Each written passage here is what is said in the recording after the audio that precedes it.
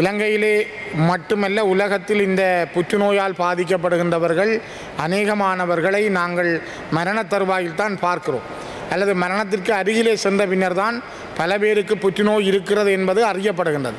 அவ்வாறு மரணத்தின் வாசலுக்கு போன பிற்பாடு இந்த நோய் அறியப்படுவதன் காரணமாகத்தான் பல பேர் பயந்து போகிறார்கள் அல்லது இந்த நோய் என்பது மரணத்துக்குரியது, இதில் இருந்து தப்ப முடியாது என்கிற மன சிக்கலை அவர்கள் கொண்டிருக்கிறார்கள். ஏனென்றால் பல பேர் இதற்கான முன்னெச்சரிக்கையை அல்லது பரிசோதனைகளை செய்திருப்பதில்லை, அதற்கான அறிகுறிகளை அறிந்திருப்பதில்லை. இந்த அறிகுறிகளை அறிந்திருக்காத காரணத்தால் தான் பெண்கள் கூடுதலாக பாதிக்கப்படுகிறார்கள். அதிலும் அவர்களிடம் இருக்கின்ற சமூகம் என்ன நினைக்குமோ அல்லது மக்கள் என்ன நினைப்பார்கள், இதில் வந்தால் இதனால் குடும்பத்துக்கு ஏதாவது கெட்ட பெயர் என்ற அந்த எண்ணங்கள் இப்பொழுதும் எங்களுடைய மக்களிடம் இருக்கிறது. கிட்டத்தட்ட ஒரு வருடத்திலே 15,000 பேர் வரை இந்த நோயால் பாதிக்கப்படுகிறார்கள் என்றால் அது ஒரு மிக மிக மோசமானது. ஒரு வருடத்தில் இவ்வளவு பேர் பாதிக்கப்படுகிறார்கள். ஒரு நாளைக்கு சராசரி 3 பேர் அல்லது 4 பேர் புற்றுநோயால் இறக்கிறார்கள் என்றால் இந்த நாட்டிலே ஒரு நாட்டுக்குள்ளே அது எவ்வளவு மோசமானது. ஆனால் இதற்கு காரணங்களை தனியே நாங்கள் நோயினுடைய அடையாளம் மட்டும் என்று சொல்ல முடியாது. நாங்கள் சாப்பிடுகின்ற உணவுகள் முக்கியத்துவம் வாய்ந்தவை. ஒரு காலகட்டத்தில் இருந்த எங்களுடைய உணவு பழக்க வழக்கங்கள் எல்லாம் இன்று எங்களிடமிருந்து மாறி இருக்கிறது. நாங்கள் புதிய நவீனமான கெமிக்கல் சேர்ந்த உணவுகளைத்தான் அதிகமானவர்கள் உட்கொள்ளுகின்றார்கள். பிள்ளைகளை பெற்றெடுக்கின்ற தாய்மார்கள் கூட பால் சுரப்பதற்காக எத்தனையோ கெமிக்கல் உணவுகளை சாப்பிடுகின்றார்கள். பிள்ளைகளுக்கும் அந்த பால்மா வகைகள் வழங்கப்படுகின்றன. ஆகவே இயற்கையான உணவினுடைய வழியிலே இருந்து எங்களுடைய மக்கள் தள்ளி செல்வதும் மிகவும் முக்கியமான காரணம். ஆதிகால பெண்கள் ஆரோக்கியமாக இருந்தார்கள். அவர்கள் 80-90 வயது வரையும் இருந்தார்கள். 100 வயதை தாண்டினார்கள் என்று நாங்கள் வரலாற்றை படிக்கிறோம். ஆனால் அவர்களுக்கான காரணம் என்ன?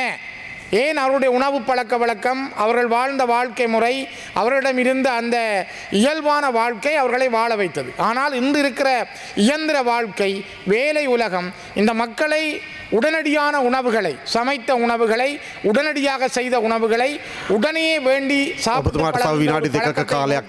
அவர்களை நகர்த்துகிறது. இதனால் தான் அதிகமான பெண்கள் இந்த மார்பக புற்றுநோயினால் பாதிக்கப்பட்டிருக்கிறார்கள்.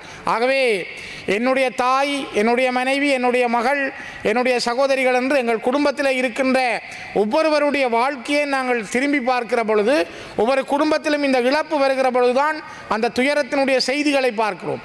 இலங்கையிலே மகரகம வைத்தியசாலை என்பது இந்த புற்றுநோய்க்கு பேர் போன வைத்தியசாலை. அதே போல் யாழ்ப்பாணத்திலே தெல்லிப்பளையிலே இவ்வாறான ஒரு வைத்தியசாலை உண்டு.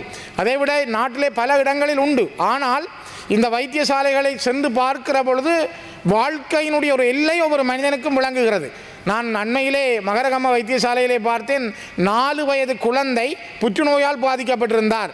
ஒரு தந்தையை பார்த்தேன், அவருடைய முகத்திலே அரவாசி ஒரு கண்ண பக்கம் இல்லை.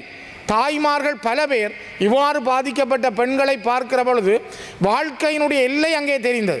ஆகவே தான் கௌரவ தலைமை தாங்கும் உறுப்பினர்களை நான் குறிப்பிடுவது, நாங்கள் எல்லோரும் விழிப்பாக வேண்டும், நாங்கள் எல்லோரும் சிந்திக்க வேண்டும். தனியே பாராளுமன்ற குழுவில் இருக்கிற பெண்கள் மட்டுமல்ல, இது ஒரு பிரச்சாரமாக இளஞ்சிவப்பு நிறத்தோடு மட்டுமல்ல, பாடசாலைகள் பிள்ளைகளிடம் இது இந்த படிப்படியாக கொண்டு செல்லப்பட வேண்டும். இப்பொழுதே ஆரோக்கியமான ஒரு நல்ல சமுதாயத்தை கட்டி வளர்க்க குழந்தைகளிடம் இந்த விழிப்புணர்வு வர வேண்டும். குழந்தைகளிடம் விழிப்புணர்வு வருகிற பொழுதுதான் இந்த பிள்ளைகள் எதிர்காலம் பற்றிய நம்பிக்கையோடு தங்களை அடையாளப்படுத்துவதற்கும் இந்த நோயிலிருந்து வெற்றி பெறுவதற்கும் மிக முக்கியமான காரணியாக இது அமையும்.